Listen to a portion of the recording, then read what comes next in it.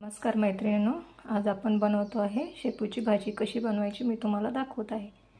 तर आता ही शेपूची भाजी मी बाजारातून आणलेली आहे. तिला स्वच्छ निवडून घेतलेली आहे. पुन्हा 2-3 पाण्याने धुवून घेतलेली आहे. बघू शकता.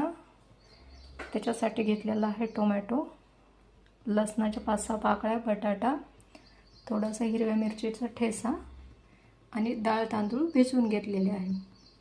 आणि महत्त्वाचं म्हणजे या भाजीमध्ये मी घातलेले आहे असे आपल्याकडे डांगर, तुमच्याकडे आमच्याकडे भोपळा म्हणतात, तुमच्याकडे काय म्हणतात माहिती नाही, पण याला इकडे मराठवाड्यामध्ये डांगर म्हणतात.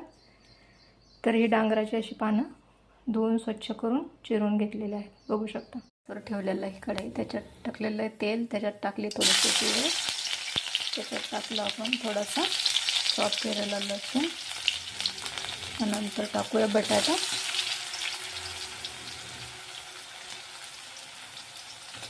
बटाटा टाकून झाला त्याच्यात टाकूया आपण हिरव्या मिरचीचा ठेचा. बघू शकता.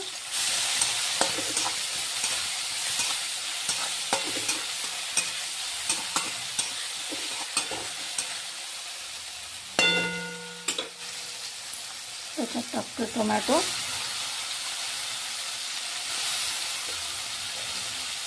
थोडीशी हळदी पावडर, गॅस थोडा कमी करतो,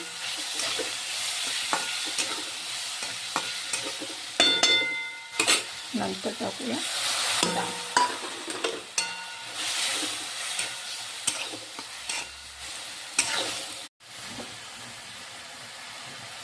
नंतर टाकूया त्याच्यात भाजी.